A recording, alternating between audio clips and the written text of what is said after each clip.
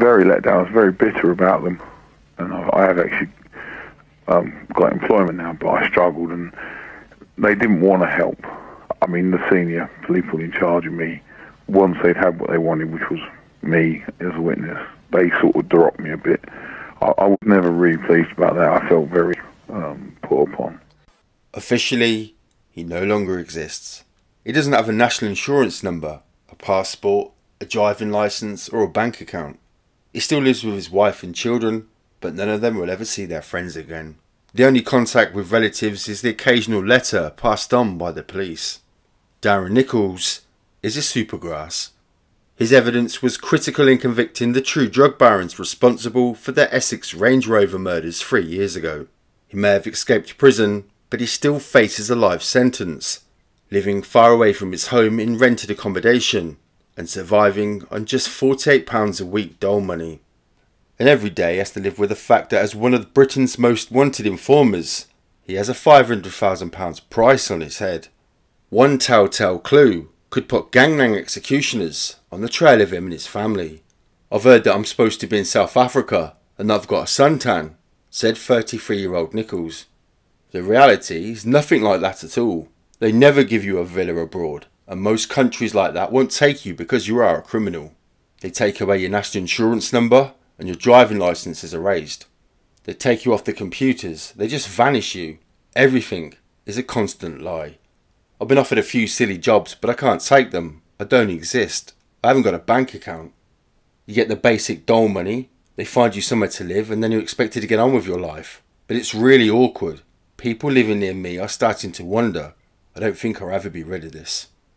Nicholls' critical testimony at the Old Bailey led to Michael Steele and Jack Worms being jailed for life for the execution of rival drug barons, Pat Tate, Tony Tucker, and Craig Rolfe.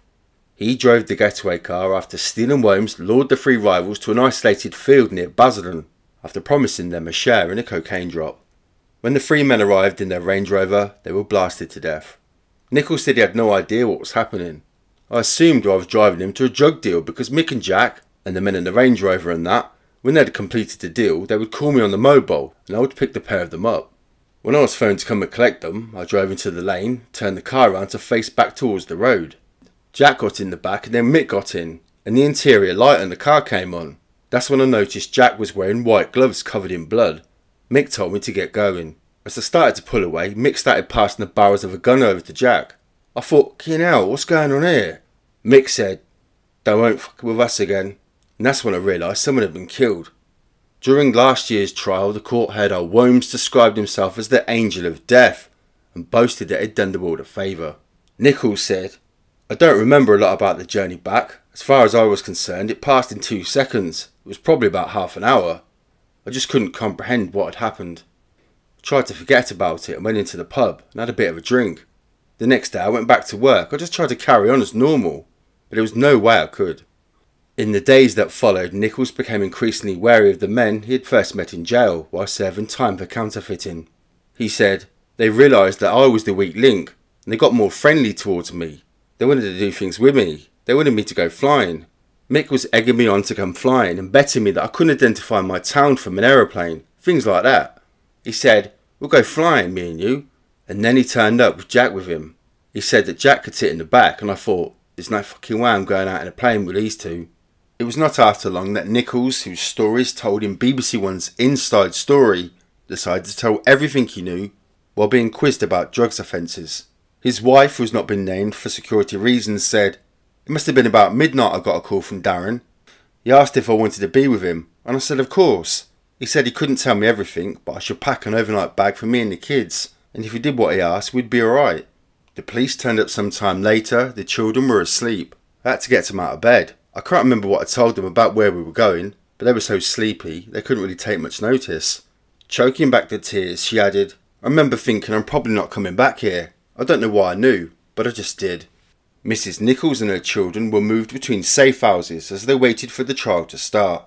Nicholls was first kept at a secure unit in Bedford and then moved to an IRA wing on the Isle of Wight.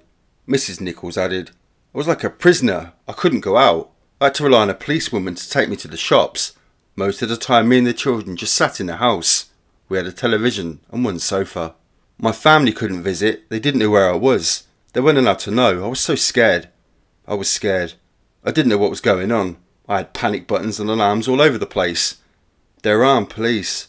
The stress got too much for Mrs. Nicholls. She phoned her husband and told him that if he wasn't with her within a week, she was going home. But the police would not let her leave. They told me I was in danger, she said. They told me Mick and Jack had lots of contacts in the underworld. They knew dangerous people. She said, they said you can't go home. You're putting your children in danger. If you do that, they can be taken away from you. So that was that. Nicholls said, my wife was having a breakdown on the phone, and all I could do was just sit there. But despite all the anguish his family been put through, former drug runner Nicholls said he has no regrets. Of all the Supergrasses in the system, I am the tops, he boasted. I am considered a major witness. The police really do feel that everybody wants me dead. There is a bounty on my head.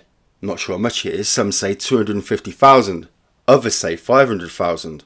But who's going to collect it? Who do you want to collect it from? At the trial, I tried not to look at Womes and Steele. It scared me because of what I'm doing to them. Obviously they hate me, and I don't think I'll ever be rid of them. Mick's quite old and hopefully he'll die in prison. And Jack, hopefully when he gets out, he'll be older and wiser, and will just try to get on with his life rather than try and have his revenge. If their sentences are quashed, I'm particularly worried about what will happen. No one likes the truth, especially the families of the people who did it. It's something they've got to come to terms with, not me. The family of Jack Womes, who was last week refused leave at the High Court to appeal against the sentence, denying any knowledge of a price on Nicholls' head. Womes' brother John said, we need him alive because he is the only witness who can prove that Jack didn't do it. But former Detective Superintendent Ivan Dibley, who headed what turned out to be the biggest ever murder inquiry in Essex, has no doubt that Nicholls is telling the truth. It would almost be impossible for someone like Darren Nicholls to actually make up the detail that he gave in court.